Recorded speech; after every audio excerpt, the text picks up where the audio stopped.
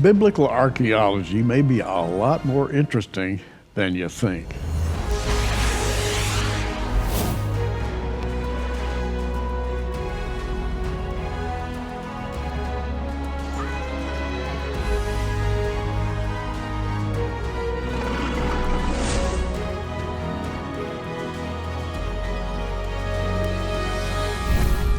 Today on Prophecy Watchers, we have a very special guest. His name is Dr. Titus Kennedy. He is a professor of archaeology, but more than that, he likes to go out and get his hands dirty in the field, right? That's right. Thanks for having me, Gary. And welcome to Prophecy Watchers, Titus. It's may I just call you Titus? Yes, of course. All right. You know, archaeology is not what it used to be. That is to say, the common man can look at things and actually see some amazing discoveries that don't take a lot of time and energy and knowledge of foreign languages and so forth. There's a lot that's been discovered and laid out, and I think your book is just a classic. It's laid out chronologically, and we're going to be talking today about some typical areas in which Titus has not only discovered little connections, but he's put them in chronological order with pictures for you and me so that we can really see what biblical archaeology is once and for all. And before we go with our first example of what you've written, anything you'd like to add to our discussion? I think so. Biblical archaeology for some people might be fascinating because they're interested in ancient history or mysteries and kind of detective work, which certainly is involved, but others might see it as sort of academic and boring. But what I want to emphasize is two things about archaeology connected to the Bible. First of all, the things that have been discovered and continue to be discovered, they help bring the Bible to life and set these different books and passages in their ancient historical context so that we can better understand them, better understand what we're reading in the Bible, and help us to visualize it and make it more real. And then the second thing is that these discoveries also demonstrate how the Bible is historically accurate, that we have actual evidence, facts, physical proof in these different objects and artifacts and in these different buildings and cities. And so it's incredibly useful, and I think that Christians should be very interested in this discipline because of how closely it connects to our reading of the Bible and the defense of the faith. Now, let's start with an example, we've marked some of these out in advance. The Code of Hammurabi. I think maybe some people out there have probably heard of this, but as you present it in this book, what are we talking about here? What's really interesting about this? So the Code of Hammurabi is very famous because it's one of the early extensive law codes coming from Mesopotamia. It was written around 1750 BC, and that also happens to be approximately the time of Joseph and the patriarchs. Now, there are a few laws in there that connect to social customs that we see in the patriarchal narratives in Genesis, but there's one particular type of information that we see in that law, and it relates to the price of slaves at the time of Hammurabi and at the time of Joseph. It tells us in there that the price of a slave is 20 shekels of silver. Now, if we go to the Joseph story in chapter 37 of Genesis, we see that he was sold also for 20 shekels of silver, which not only helps us situate Joseph in that time period, in a real time period, but it demonstrates this little kernel of historical accuracy that's in the text there. You know, there's no reason spiritually or theologically to include 20 shekels of silver. You know, there's nothing that we should read into that about the 20 having some special spiritual significance. But the author there, Moses, he put in that little detail, and long in the future, in our time, we're able to then go check that against other ancient sources and see that it's actually correct, just as we would expect from that time period. And it's yet another piece that shows us the details of all these accurate pieces of information that we find in the Bible. And so Hammurabi and Joseph merge in some ways. That's really kind of interesting. And by the way, this book is interesting to me because it places things in order. We often get confused. We go back to the Old Testament. Who lived when? What was the progression of dates? And for people, many of us just don't want to memorize a bunch of dates. But we'd sure like to know when things happened. Well, this book has done that, I think, for the layman. It's great. Yeah, I tried to make it easy for people to put it into a historical framework that they already had, some knowledge at least of the flow of the story of the Bible, and then just attach these things in chronological order to that, and hopefully make it more easy to remember and put in the context of those different stories in the Bible. Moving forward here, item 26 in the book, The Curious Case of Shechem, parentheses, the Amarna letters of Labayu. Okay, now what's the story there? If you read the book of Joshua about Shechem, you will notice that there's something different going on there in comparison to other cities in Canaan. Shechem is not mentioned as a city that the Israelites attack and destroy. It doesn't say that they kill the king. There's nothing about that, and it doesn't show up in that list of cities and kings in Joshua 12. And yet in Joshua chapter 8, and then again in Joshua chapter 24, all the Israelites are at Shechem, and not just the army, women and children, and it also says the stranger as well as the natives. So the locals who lived in Shechem, these Canaanites, they're also around, and they're reading from the law, and so there's this peaceful assembly. Well, how did that happen? Why is Shechem so different? And we're not told in the Bible, and yet these Amarna letters, which were correspondence between Canaanite kings and the Egyptian pharaoh, they actually reference this situation. Some of the other Canaanite kings accuse the ruler of Shechem as giving his land over to the Habiru. This seems to be a term that they used to refer to the invading Israelites. And so we see that what happened is the king of Shechem decided to give that land to the Israelites. Now, we don't know exactly why that was. Was there some earlier connection? Was there an earlier treaty? Because if we go back in Genesis, Jacob actually lived at Shechem. And so there was some kind of relationship before. But in this case, not only do these artifacts, these Amarna letters, confirm the gist of the biblical story, but they also give us additional information to kind of fill in the gaps on how that occurred. The Bible is right again. That's my conclusion. You read these little curious archaeological collisions, between cultures and so forth, happening at a certain time, and then suddenly, hey, this is in the Bible. It's in slightly different language, but like when you said the Habiru, could that be their way of saying Hebrew? Back when the inscriptions mentioning the Habiru were first discovered, that was a thought of many scholars, and you can see how similar linguistically those words are. As more research has been done, it's become apparent that Habiru is a type of socioeconomic term that's usually used in a derogatory sense. And it can be used for people like the Israelites, and it was at times, but it's also used for other ethnic groups also. So while some instances of Habiru refer to the Israelites, others don't. So it includes them, but it's a broader category. Wow.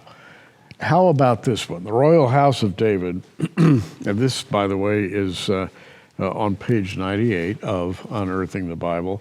And again, I just want to state about the structure of this book that it was so pleasing to me when I first read it. That you go chronologically through the book, and you find these marvelous color pictures, and then you find a period very carefully described to go with the illustration. And everything fits together. It's wonderful. If you're not a scholar, and you don't want to look at a multi-volume series of books, this is the book for you. The Royal House of David, in parentheses, the Tel Dan Stele. What's the story here? Well, this was an object that had a very timely discovery. In the 80s and early 90s, many scholars of ancient history and archaeology and biblical studies were starting to say that David was not a real person. He never actually existed because we had not found any evidence outside of the Bible referring to King David. And then in 1993, a fragment of this stele was discovered. It had been erected by the Arameans, enemies of Israel, at the ancient city of Dan, and it talked about how they had defeated these Israelites. And then it mentioned some of the Israelite kings and talked about how they were of the house of David. So from that royal dynasty of Israelite kings begun by King David, suddenly we had this ancient inscription from the 9th century BC by an enemy of Israel acknowledging that David was the first king of this dynasty. And we know then, not only did he exist, not only was he this founding king, but these other nations were familiar with him. It seems just amazing to me that somebody would ever question David's existence in reality. Like, you mean there actually were people who didn't believe that David was a real guy?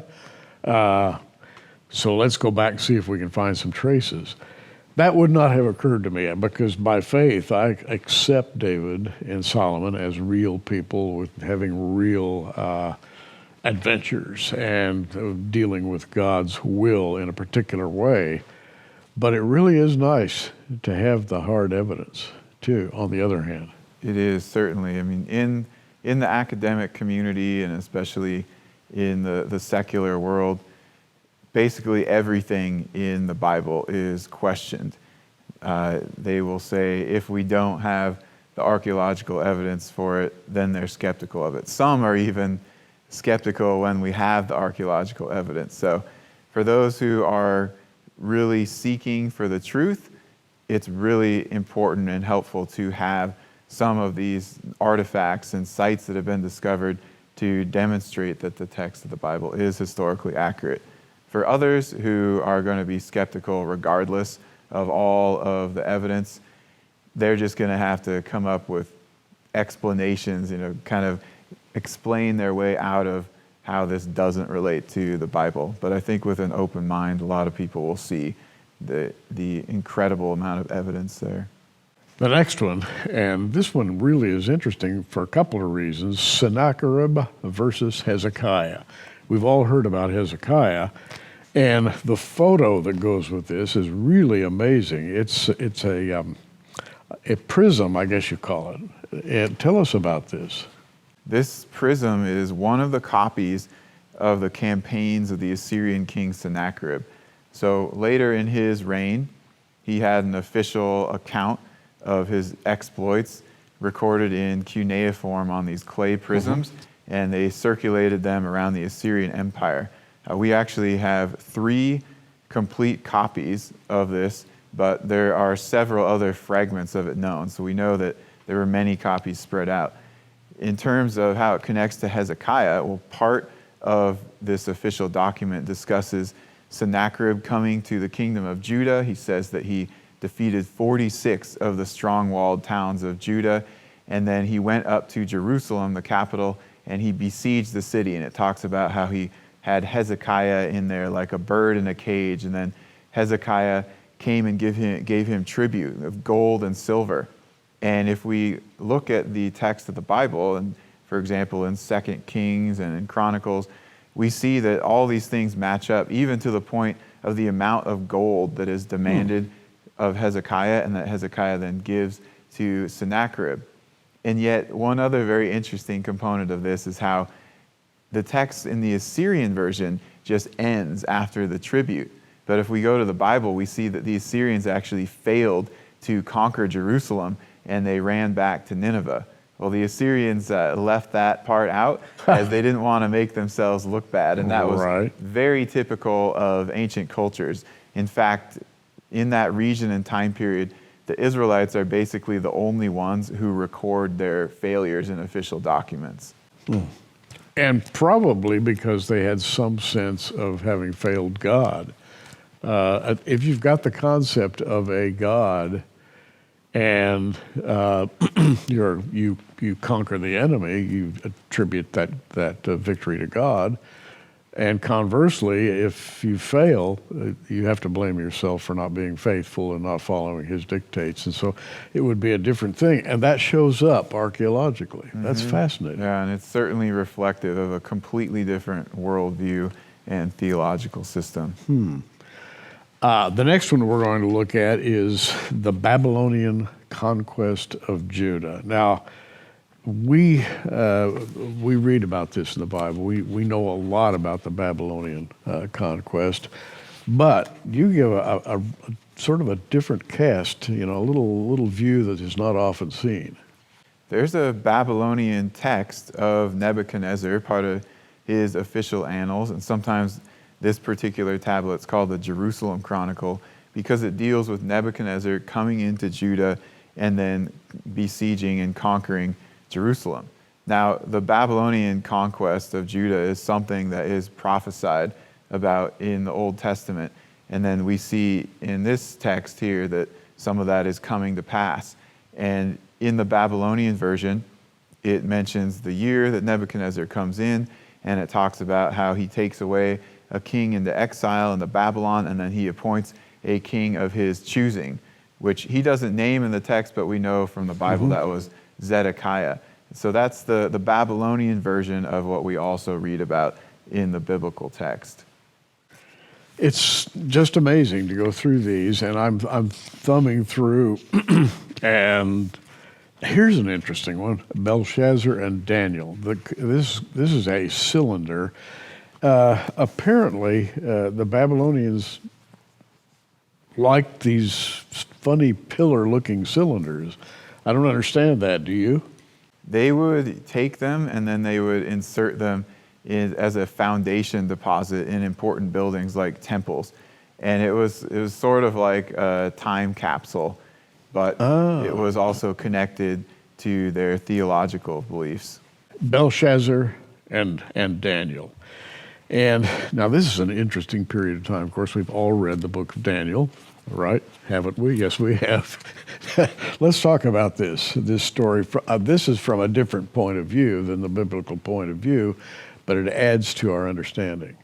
So in the Belshazzar story, Daniel is there at the feast, and Belshazzar sees that handwriting on the wall right before the Persians come and conquer Babylon. Right.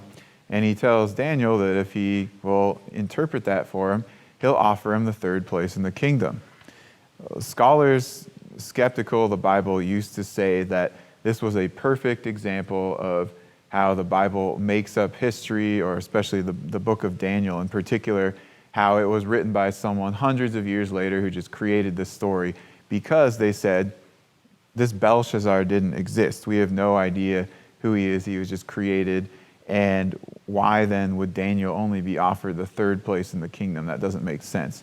But then a couple of Babylonian texts were discovered, including this cylinder in which the acting king is discussed. Now, Nabonidus, the father of Belshazzar, was the king of the Babylonian Empire at this time, but he really wasn't interested in ruling, so he went off on religious pilgrimages and was away from Babylon, and so he left his son in charge, and that's what this text talks about. It talks about how Belshazzar was his eldest son, and he had entrusted the kingship to him, and then that shows that, yes, Belshazzar existed. Belshazzar was the king of Babylon at that time, and Daniel could only be offered third place in the kingdom because Nabonidus was number one and Belshazzar was number two. So instead of the biblical text having some contradiction or made up history, it actually got these tiny details correct, things that historians of ancient history didn't even know about until recently. Yeah, now, and this is what makes all this interesting, because the Bible's always right in its quote-unquote tiny details.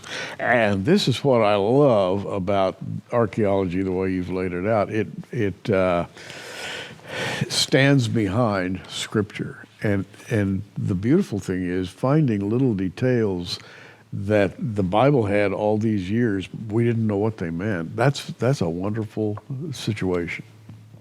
Exciting. Let's go to another one. Now, this one really is exciting. I was looking through this book last night in preparation for doing this program today, and this one got my attention. On page 200, Rumors of the Resurrection. Here you have a tablet inscribed with something very interesting. Yeah, this is called the Nazareth Inscription because of where it was found originally. At least that's the information that we have. It was actually discovered back in the late 1800s, and then it was shipped to Paris, and it remained in a private collection from 1878 until it finally made its way into a museum, and then people started noticing it, and some studies were done. But this text was a proclamation of the emperor, the Caesar, it says, and it states that there is a new penalty for a specific type of crime, and that crime is if somebody goes into a stone-sealed sepulcher type of tomb and takes the body with quote-unquote wicked intent. And if we go to Matthew 28, we see that the story that the Roman soldiers guarding the tomb of Jesus were paid to spread around was that the disciples had come and stolen the body. Now, the type of tomb that is mentioned in that text there, that is the type of tomb that Jesus was buried in. And it's different than the burial customs of the Romans and the Greeks. Also, it shows up in Nazareth in the Judea, Galilee area, and it dates to the 1st century, probably the time of the Emperor Claudius. So this seems to be the Roman reaction to the resurrection story. And this is engraved in Latin. That one's in Greek, This one, on okay. a slab of marble. I take it back. It is Greek. You can look for yourself when you get your copy. But it's, wow, that's really, so again, the Bible, in a very strange way, the Bible is absolutely vindicated in its coverage of this event. And this particular artifact was in the news very recently because a scientific study was done on the marble itself. They were looking into where did this artifact come from and is it actually related to Jesus? So they took a little sample of the marble and they did some chemical testing on that, and they noticed that it was extremely similar to the marble from a quarry on the island of Kos, which is just west of the coast of Turkey, very, very close to there. And in this study, they claimed then that, this doesn't have any relation to Jesus because it came from this marble on this island, and it's actually talking about this Greek tyrant named Nicias, who the people hated, and after he died, they desecrated his tomb, and they took his body out in the public and desecrated that. That was their explanation. But if we look into it a little bit more, we see that a lot of the marble imported into the kingdom of Herod was from that island of Kos. In fact, there are actually inscriptions mentioning Herod the Great and Herod Agrippa on that island. And Israel, the area of Israel, doesn't have marble sources, so they had to import it from elsewhere.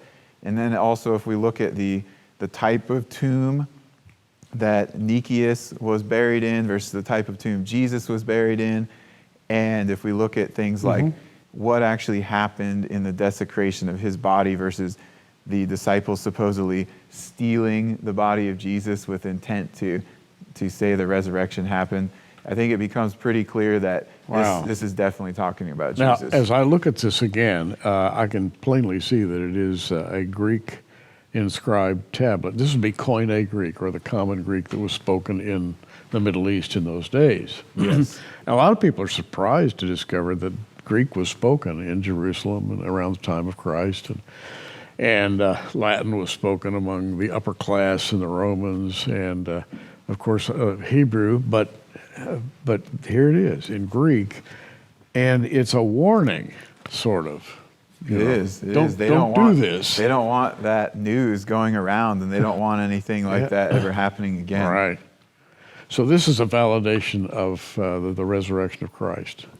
Yeah, it's the Romans knowing the story and reacting to it and seeing how quickly the story of Jesus is spreading and wanting to stop that or anything in the future like that. Wow. This book is full of wows like that. It's called Unearthing the Bible by Titus Kennedy, our guest today. He is a professor of archaeology at Biola University. He's traveled a lot in the Middle East and environs in that hemisphere, and a very envious track that he has set out for himself. I love the idea of traveling to exotic places and finding new things. It's for guys like you. I'm glad you did this. Unearthing the Bible. It's yours for $25, shipping and handling included anywhere in the U.S. Go to the online bookstore, prophecywatchers.tv, scroll down, and you'll find the name, Titus Kennedy, the author, and you'll find Unearthing the Bible. And this book, believe me, you will love it.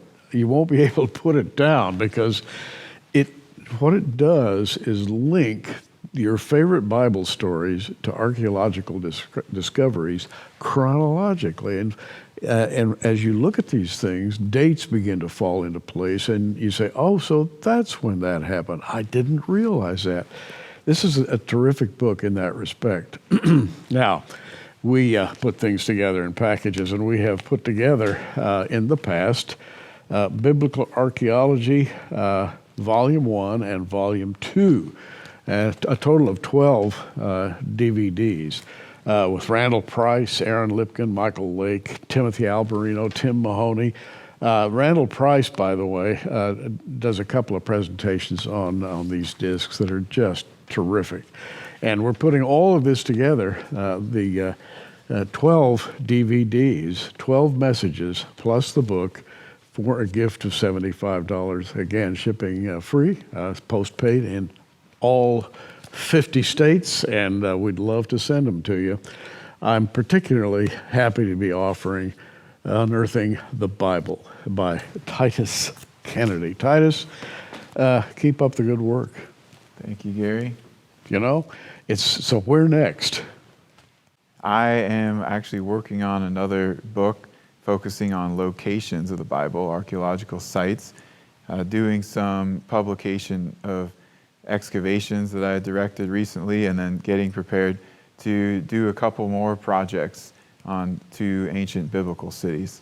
Keep up the good work. Lord bless you. And by the way, the Lord bless you all.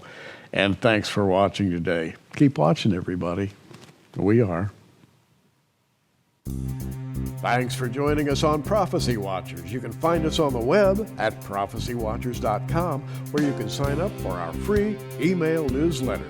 In the meantime, keep watching, everybody, and we'll see you soon.